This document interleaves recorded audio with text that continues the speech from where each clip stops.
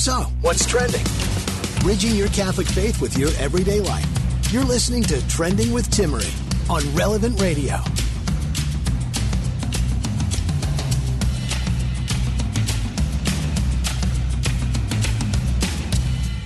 Juno? Really? Juno? The latest casualty?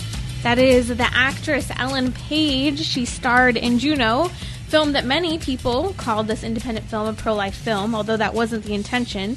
X-Men star, Umbrella Academy star, you may know her from the recent Netflix show. Wow. She says that she's transgender. My heart breaks as I open up social media, and it's as if every, couple of months at this point, there's a new transgender casualty, someone who's come out. And you know one thing that's really interesting about this? Somehow all of mass media knew about this ahead of time. Because if you go onto the Wikipedia page, if you go onto Twitter, onto Facebook, onto Instagram, her name, her page that was formerly Ellen Page, is already switched over to Elliot Page. She hasn't had to create a new social media profile, change her name, or anything. This was a massive, coordinated effort by mainstream media, Hollywood, the actress of Juno, Ellen Page, and to be quite frank, the transgender movement. This is what they want. This is the latest campaign child that they really do want to be right front and center in front of you. She's a campaign child for them. She is the walking billboard of the transgender movement today. And notice no one wants to talk about Bruce Jenner. They've kind of ditched him. I think it's because why? Since not many days into his so-called transition, he said that he was still attracted to women.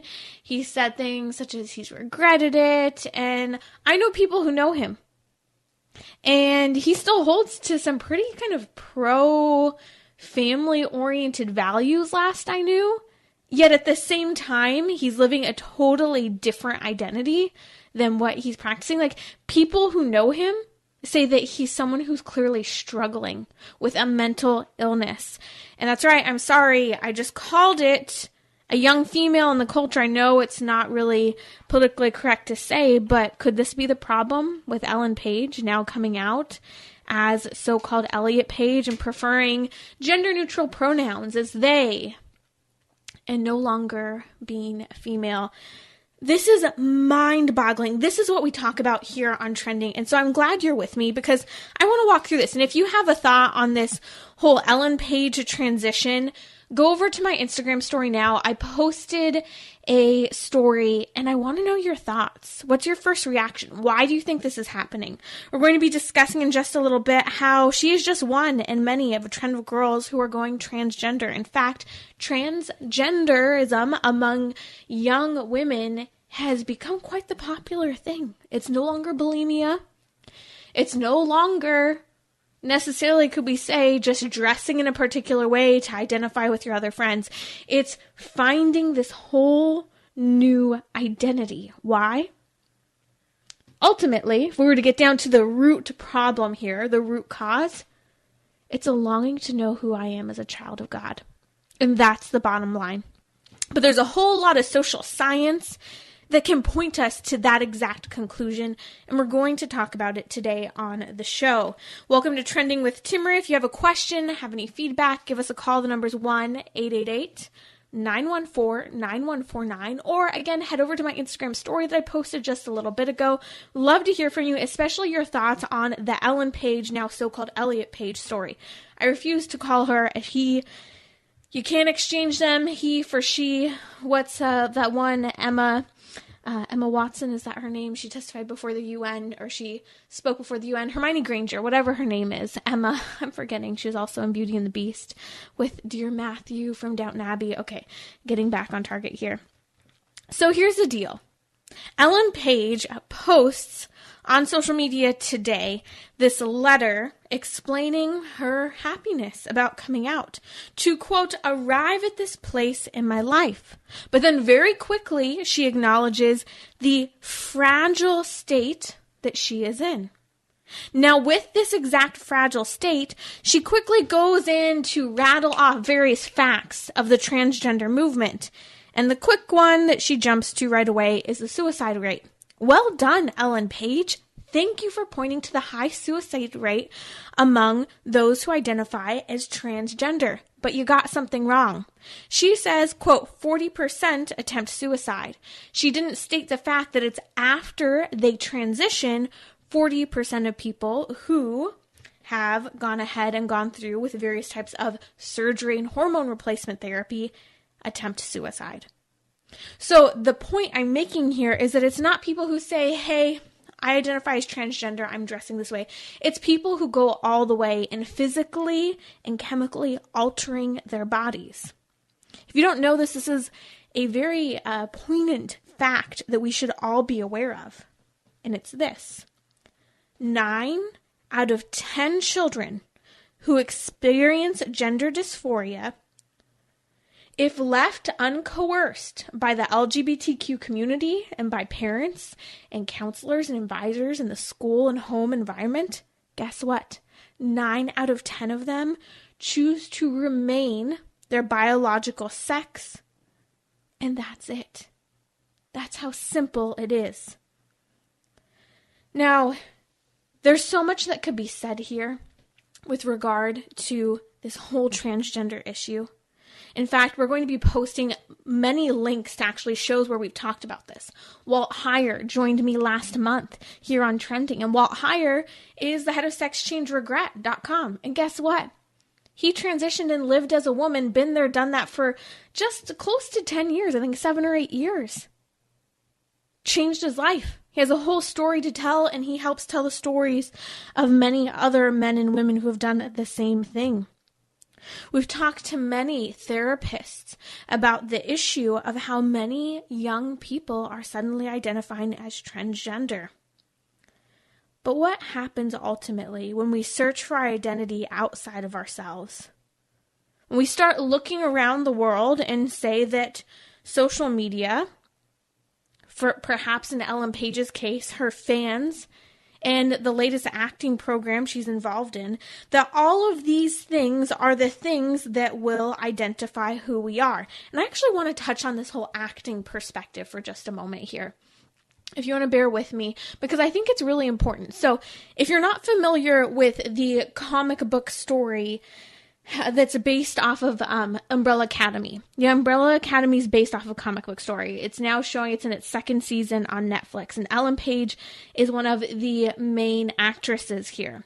She's one of, I believe, 5 orphans who are adopted in this story. Kind of having to do with this dysfunctional family. It's an ulterior form of living for all of these 5 kids with unique abilities. They're ultimately parentless and then parentless again because the person who adopted them is dead and they start with trying to avenge his death. But it's so interesting to me that this eclectic show is the show that Ellen Page has been acting in recently. And suddenly she's come out with this eclectic identity.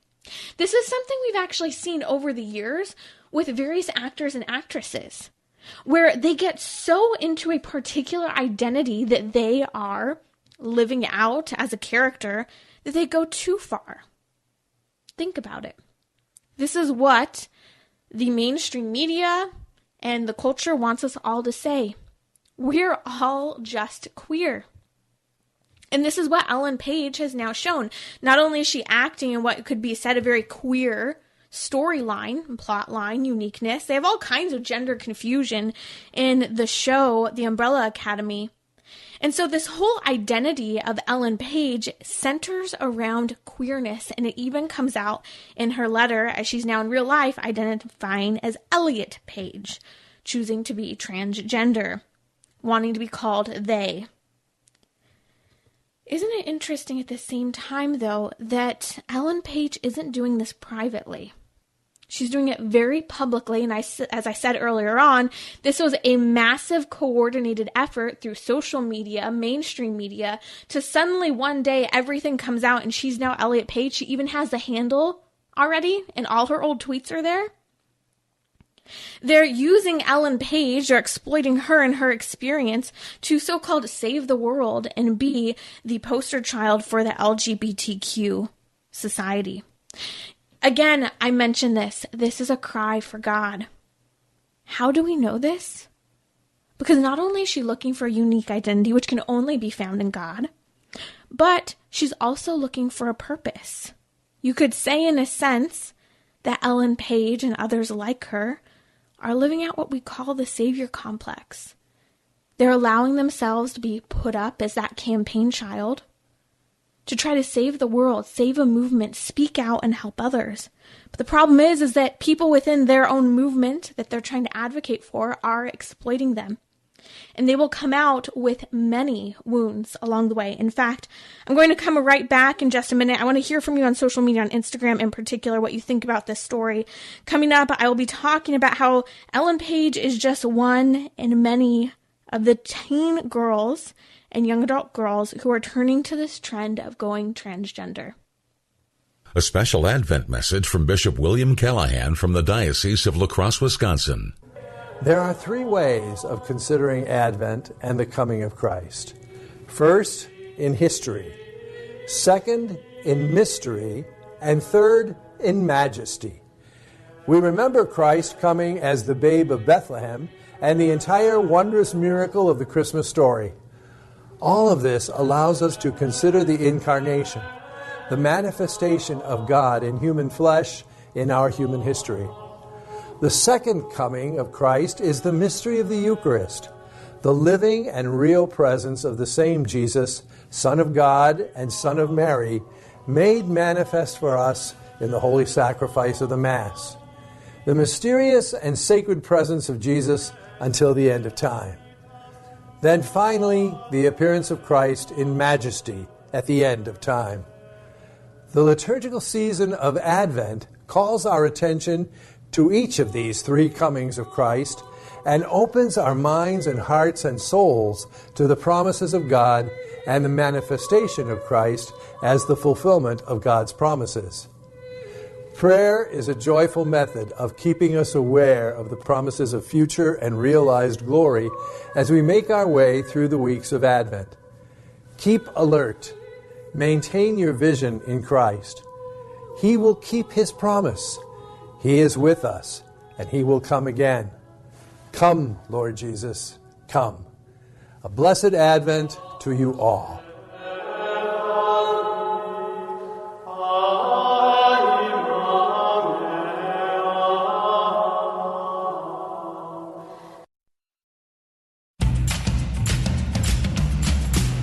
So, what's trending? Bridging your Catholic faith with your everyday life. You're listening to Trending with Timmerie on Relevant Radio and the Relevant Radio app. As I just mentioned, the actress from Juno, X-Men, and the Umbrella Academy, seen on Netflix, has come out today as transgender. She's one of many young women. Now, Ellen Page is 33 years old. Many people fell in love with her, especially the pro-life community, because they found a pro-life, although unintentional, message behind the movie Juno. Now, Ellen Page is the billboard child, the latest exploit of the transgender movement. God help her. I pray for her, and I hope you will too, because people such as Ellen Page are brutally taken advantage of. If you didn't catch it earlier, this is a massive coordinated effort to push the transgender movement. You don't just suddenly have every Twitter handle, Facebook handle, Wikipedia page, and everything changed overnight. This was planned. This was planned. And I can't say this loudly enough, because guess who's going to look at Ellen Page? The 13-year-old girl who, by the way, has a depression rate 3 times higher than high school boys. The percentage of teens diagnosed with clinical depression has grown by nearly 40% over the last 15 to 20 years. In fact, there was a book written by a rather progressive not someone who we'd say has pro-family, normal type of writing and ideas. Abigail Shrier is an opinion writer for the Wall Street Journal, and she had progressive parents writing into her saying, hey, my daughter has never experienced any type of gender dysphoria. She goes to college, and all of a sudden, she and a group of her friends come out and identify as transgender. What's happening? I've been talking about it a lot on the show, and we'll post links to some of those conversations, including with marriage and family therapists and priests, and their insight into what's happening to our girls. What's happened, Ellen Page? Here's the deal. Young people are being seduced into alternative ways of living with groups of friends. They're hungry for relationships, for identity. This contagion, as Abigail Shrier writes about, is among girls who had no prior signs of any type of gender dysphoria. And this is really important. And they suddenly come out as transgender. The loneliness among this group is profound. These are the girls who it would have been, and maybe this was you, maybe this was a friend, a sister, maybe this was your mom, someone who was smart but lonely, experienced some anxiety and depression. They didn't quite fit in. They were uncomfortable in their body. Perhaps this would come out through anorexia or bulimia. There's someone who's in pain. In fact, so much so it transitions into that physical pain, cutting, self-harm. In fact, these are the same people who might suddenly identify as someone who practices witchcraft, Wicca. Do you know that this is one of the fastest growing so-called cult religions in the world? I want to call it a religion.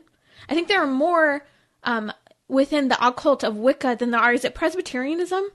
There's a comparison there. I'm not sure that that's it, but it's one of those denominations. This being transgenderism is the latest quick fix. It's not anorexia. It's not bulimia. They've decided they are boys and they need testosterone. There's a study that came out showing that Lisa Littman wrote a paper at Brown University, a public health researcher, and she showed that teenage girls have decided with groups of their friends that they're trans.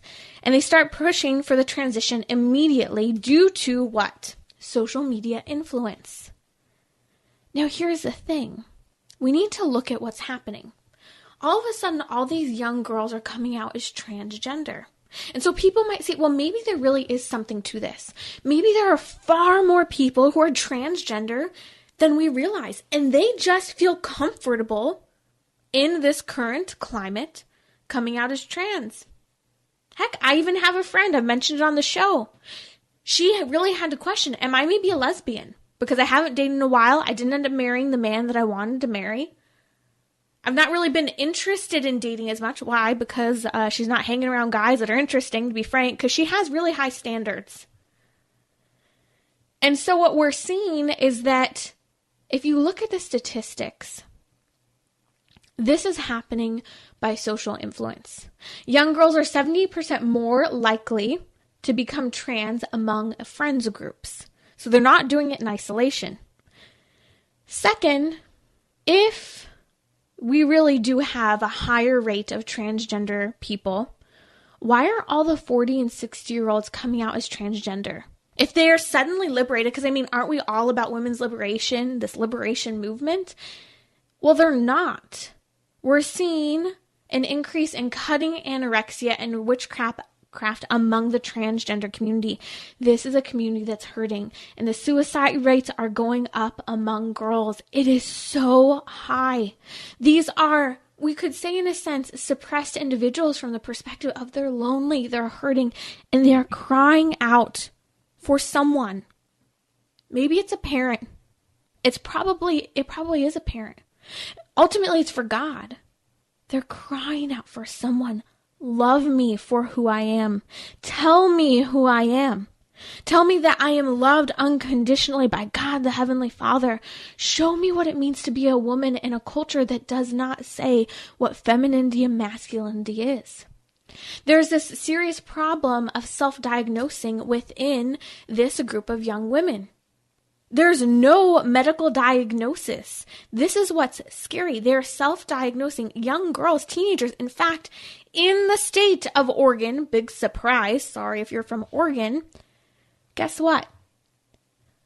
You can be 15 years old without any parent approval, and you can start receiving hormone replacement therapy. You can walk into, guess where? Guess, Planned Parenthood, which is one of the biggest distributors of hormone replacements. They're giving 15-year-old girls testosterone.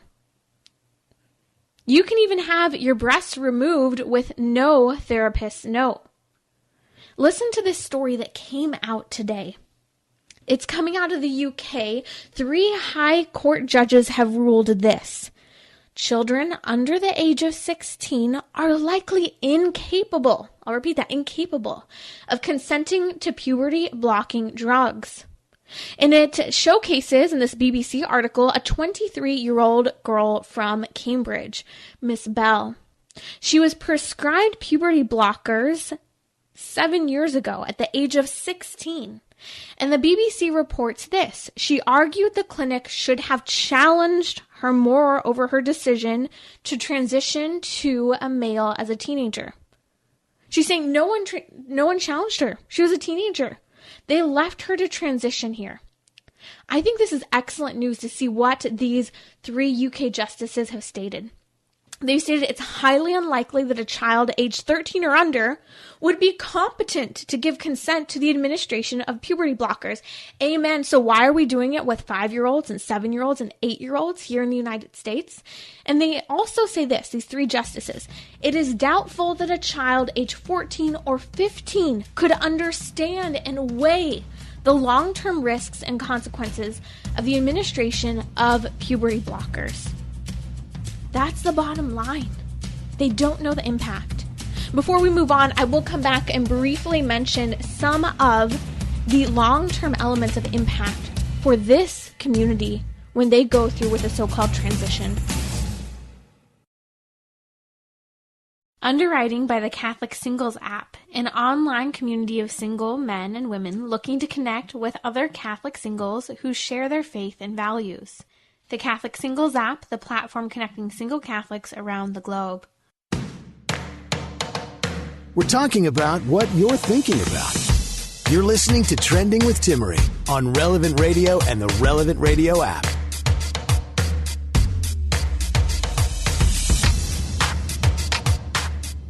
If you didn't hear, Ellen Page, the actress from X-Men, Juno, in the most recent comic book to television or Netflix, whatever you call it now, The Umbrella Academy, Ellen Page, she has suddenly come out today saying that she is transgender, and she is now Elliot Page, and you have to call her they. You have to call her they, okay? That's what it is. And if you're just joining me, this is a massive coordinated effort with mainstream media, social media, everything. All of a sudden, overnight, Wikipedia, Instagram. I mean, she has every handle as Elliot Page now. All of the mainstream coordinated effort. I mean, this is incredible. She is the poster child for the transgender movement. If you've not been following, this is a show that you need to listen to. The podcast will be available in just a couple hours. You can follow and subscribe on your favorite podcasting app, or just head over to relevantradio.com/trending to catch the episode. And please, I mean this, if you don't share any other episode, this is one of those episodes I'm asking you, cut through the clutter, because people are looking to this 33-year-old woman, young people are, as a model in society, as someone who's speaking up for so-called civil rights, because they're saying transgenderism, LGBTQ, it's a civil right, and we have a weakness for anything that is wrapped in civil rights. Suzanne is calling from New Jersey, and she has something to say about how this story, Ellen Page's coming out as transgender, is a new way to get attention from Hollywood. Suzanne, let us know what you think here. Hi, Timmerie. I always enjoy your show. Thanks very much for taking my call. I can't help but think that these celebrities that have these new stories and are taking on being transgender or coming out or something, that many of them, it may be that their popularity has waned, and it's just a new way to get attention. And I remember hearing years ago that publicists would make up stories to help gain popularity for their celebrities by saying that even negative publicity is good publicity. So whether it's negative or just sensationalist, I think many celebrities may be choosing this as an avenue to get attention. Suzanne, that is so true. There is this push, not just in the, I would say, celebrity world, but even in the private world where everyone's a celebrity now. We're on social media and we're going to do anything to get that like. We're going to do anything to get that comment. I mean, what am I saying? I go onto my phone just to see what the response has been from something I posted on social media.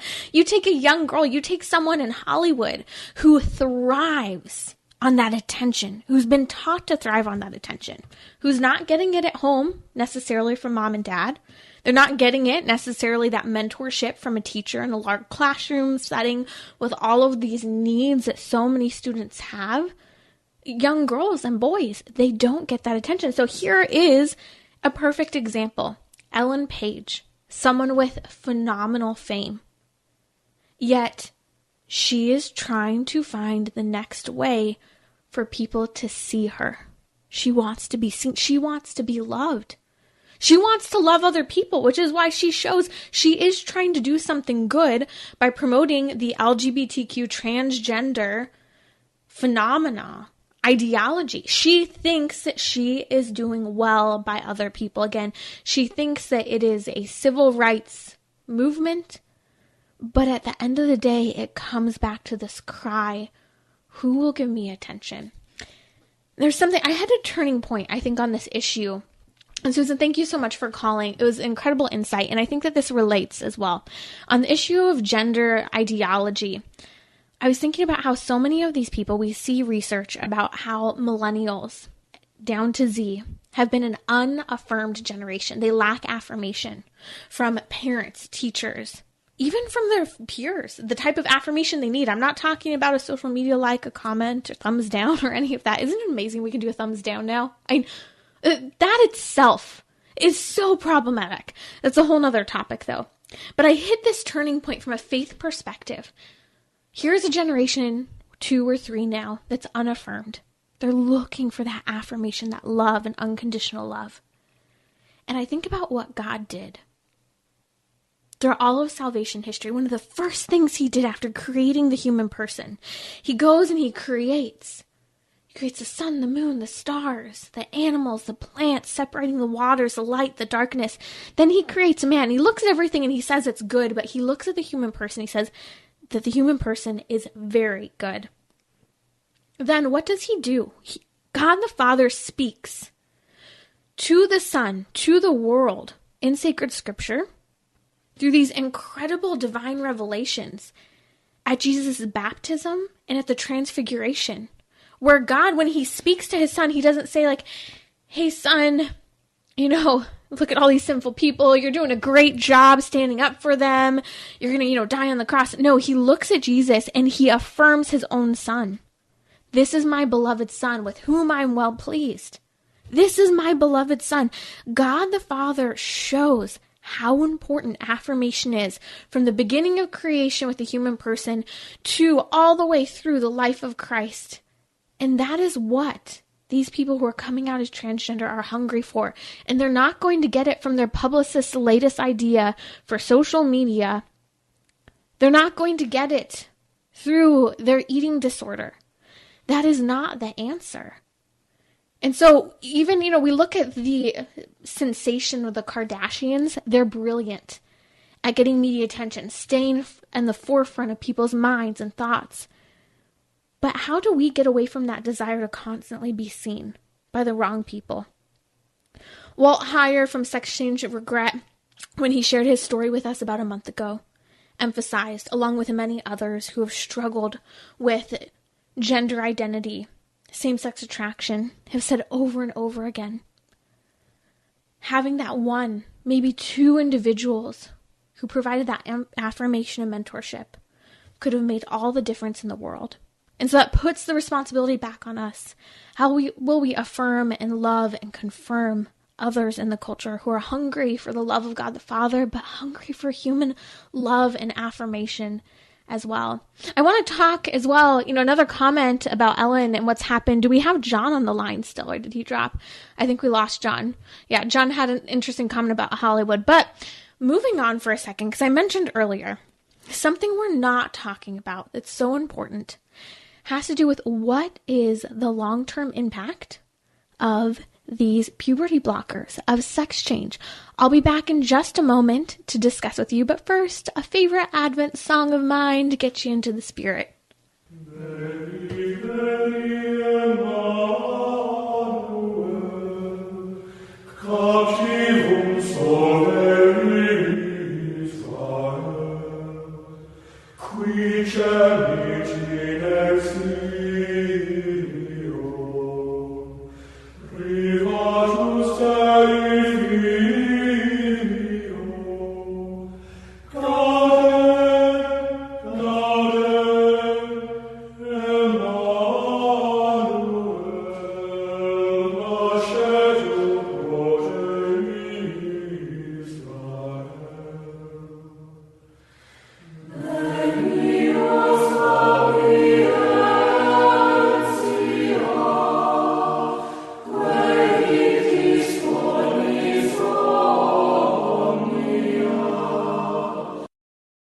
That's O Come, Emmanuel. And I love turning to some of our Advent music because I think it's so important for us to turn to the tradition, the music, to put ourselves in the presence of Christ in that hymn. This was a traditional 12th century Latin hymn that is such an important song for us to use to help us remember this is a period of preparation, this Advent. This is a time to turn to God, to convert, to conversion, to reversion. Wherever you're at, we're going to be talking a lot about Advent and death and heaven and hell, purgatory, how we can grow closer to God, how we can prepare to receive him in the Eucharist at Christmas, to be united with him at our death if we are so worthy. So again, that's O come, Emmanuel. And I want to come back to this issue of, again, Ellen Page, actress, has come out. She is now transgender. Elliot Page. You need to listen if you weren't listening before. But what's the long-term impact for someone who suddenly decides that they are going to transition? Remember, we're allowing for 8-year-olds, 4-year-olds, 15-year-olds, 25-year-olds to come out as transgender, to go through with sex change. In fact, we're posting a link to an episode where I interviewed a plastic reconstructive surgeon, and we talked about what exactly is a sex change. What's top surgery and what's bottom surgery? Think about it. And I could get into a lot of detail here, and this is actually one of those topics I've gotten myself in trouble for, because just like when you get too explicit with the issue of abortion, people are horrified at what abortion actually is. And so a little ears warning if it's a little too much. And I'm not going to get into too much of it here, but just letting you know, just think about this one part for a moment. We only have so much skin. Anyone who's gained and lost weight, I'm discovering this with a baby, growing in and out, and lots of changing, stretching. She loves to stretch. We only have so much skin. And when you start to manipulate and reconstruct the body, to create parts that weren't there or to internalize parts that are there, to change the reproductive tract, which you can't do. A man can have a sex change, but he'll never be able to have a child the way a woman will, or vice versa.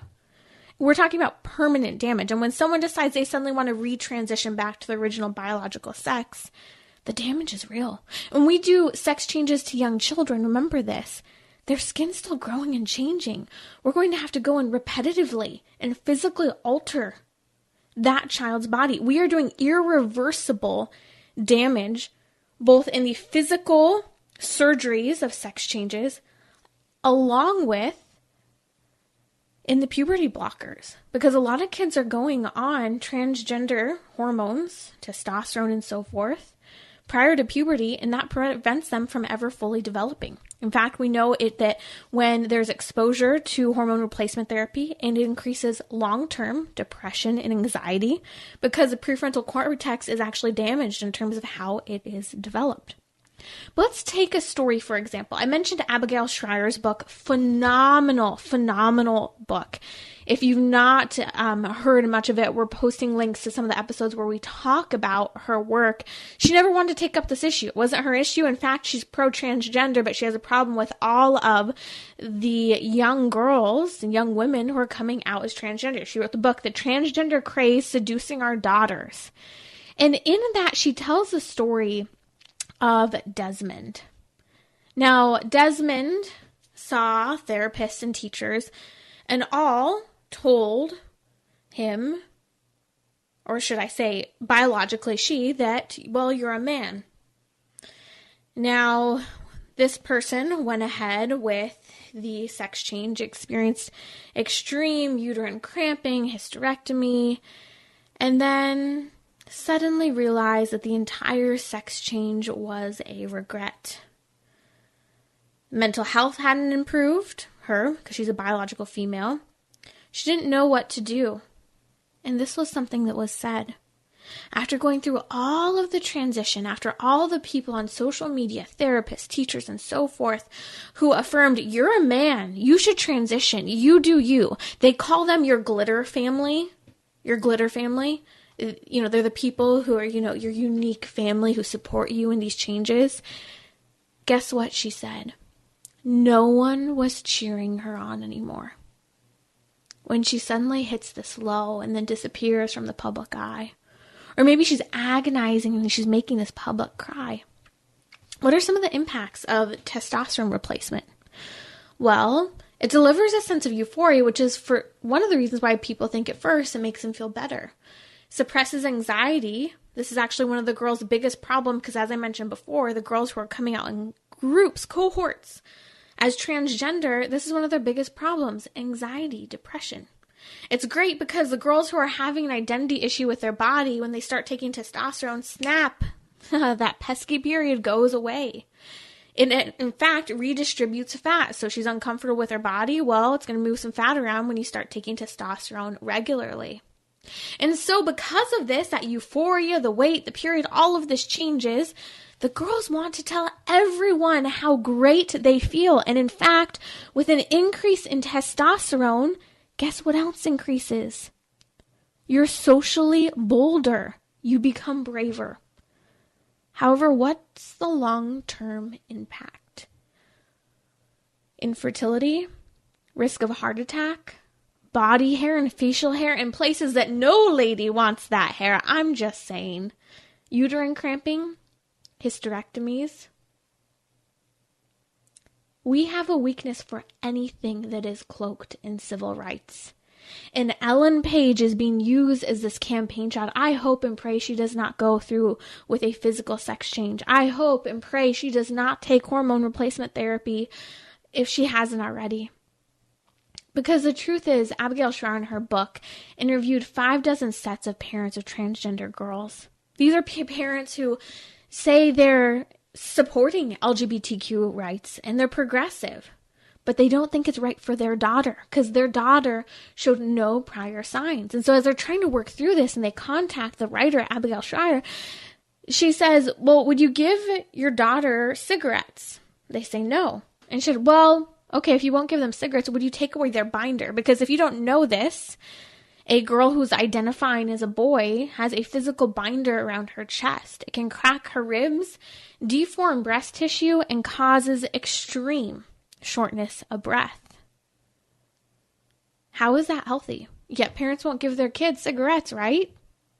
It's just so confusing. Social isolation, we spoke about a couple weeks ago with Stella Morabito. Social isolation is part of the transgender movement, where you take someone and you isolate them from any familial connections, from any friends, and then you get them to identify with other people and other ideologies, and they never see their identity rooted in God. They never see that there's a nature to humanity or that there's anything unique about them. They're grasping for control. I don't know, maybe it's because of a bad home environment growing up. They're looking for that control. No one's told them that they have self-control. No one's told them that they have a character that's meant to be formed and grown and nourished. This is so contrary to what we see, for example, in the idea of living in a Christian reality, that there is truth written on the human soul, the human body, and it's created for a purpose. And no matter how hard you try to grasp for control with an eating disorder, a transgender identity, a type A personality, going no contact with your parents, ultimately, we are called to this surrender to God and to the identity and the beautiful goodness of which He created you and I for. And that is to live according to our nature and to be united to Him in heaven.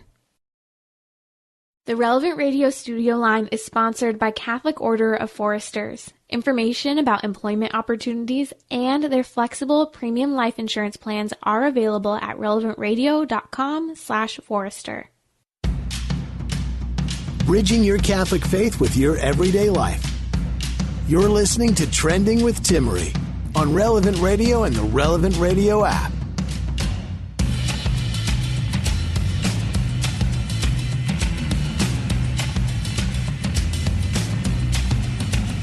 The two-child policy in China, I actually refuse to call it that, but I always get corrected every time I do. It's still a one-child policy. A couple years ago, it changed. Why? Because the Chinese are killing off their own people. There's a suicide rate of over 500 women committing suicide per day in China. Why? Well, it's the only place in the world that has a higher suicide rate for women than men. It's because of lost motherhood. It's because of forced separation from the children that they do conceive and have and weren't caught by family planning officials to literally be held down to a table and forcibly have their child aborted. The one-child, two-child policy, whatever you want to call it, in China is unacceptable. And if you don't know when it was changed to a so-called two-child policy, well, you still have to get government permission in order to have that second child. Because if you have a child without their permission, and by the way, you have to come, both you and your husband, you have to be married, and both you and your spouse have to come from a family where they were also only single children. And then they might get a, sanction in order for them to have that baby. Well, I am always amazed by the work at Women's Rights Without Frontiers. Reggie Littlejohn is an absolute hero for the men and women and babies in China. She has worked with field workers, has gone in herself to help advocate both in the United States and abroad and at the UN for the rights of women and children.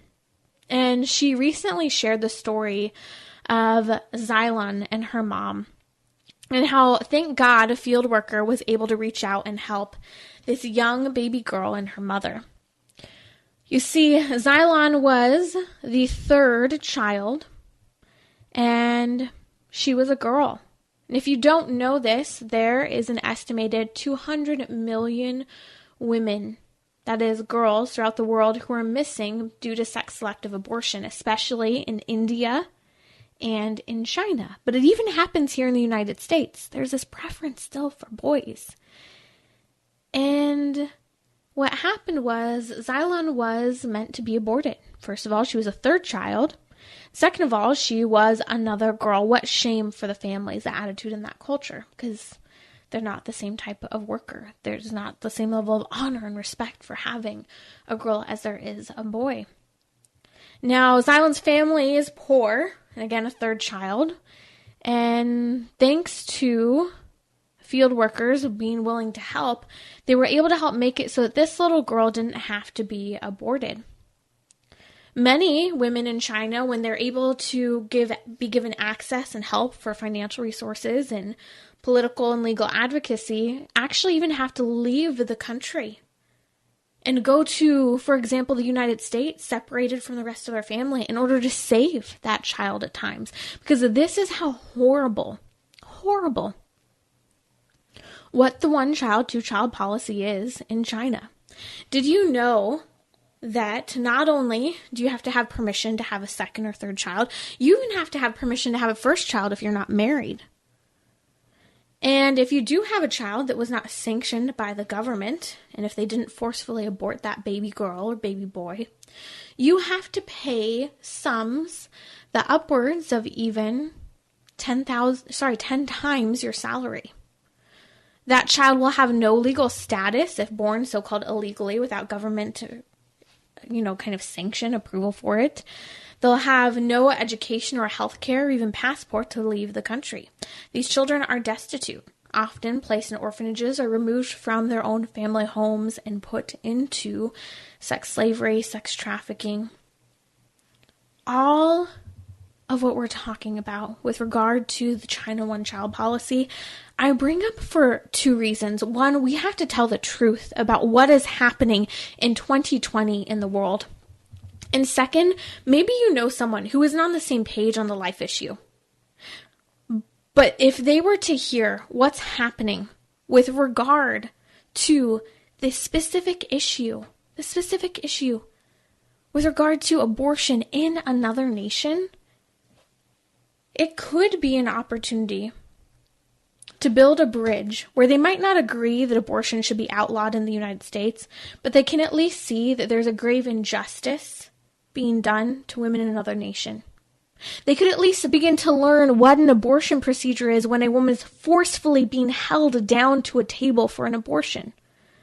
It wakes people up, and then it suddenly makes them change their mind slightly about what's happening in the United States with regard to abortion. You see, you start with this extreme. You start with people who are poor, who are literally being forced into a certain type of lifestyle. That's a civil rights issue. And if we are true feminists, we would be speaking up with a louder cry, speaking of the injustice done to men, women, families, and children in China. And so I give you this information. I talk about the stories, and praise God, this is a good story. Field workers were able to help. I know a nun who can't even wear her habit in China because there's so much Catholic persecution. Oh, that's a whole other topic in China. The Catholic Church, the true Catholic Church, is underground. This nun works underground, can't wear her habit in public, and she runs a hidden crisis pregnancy home. And it has to move ever so often because they're trying to help create a safe haven for women to just birth their baby, to go somewhere so that they can survive, they can thrive, they can leave the country, have the resources they need. Thank God this precious, precious baby girl, Xylon, and her family were able to work it out, even in difficult circumstances, for her to be born. But the greater injustice, the bigger picture, is that this is an absolute direct hit on the family. This is a direct hit, and I know young women who are adopted from China, who grew up with no religion whatsoever. One young woman I know was adopted about 14 years old from China. She lived in an orphanage up until the age of 14. And she was so thankful for the opportunity to come to the United States. She was in awe over the idea of a God who loves her unconditionally. She couldn't believe that there was such freedom, such as being able to say what you want to say on social media. This is when we talk about all of the religious persecution happening in our nation, particularly our states. We talk about the silencing of free speech, the inability to assemble, the curfews that are being placed. It's a reminder to appreciate your freedom and to continue to exercise it and advocate for it, especially the freedom of worship, especially the freedom to act according to your conscience, to speak up and advocate and love those around you. Do not allow everything that's happening in the world, the country, the state, and even your local community to silence you, to prevent you from speaking up, because as we said, the Ellen Pages and others will coordinate themselves to speak up for an ideology that goes radically against the human person.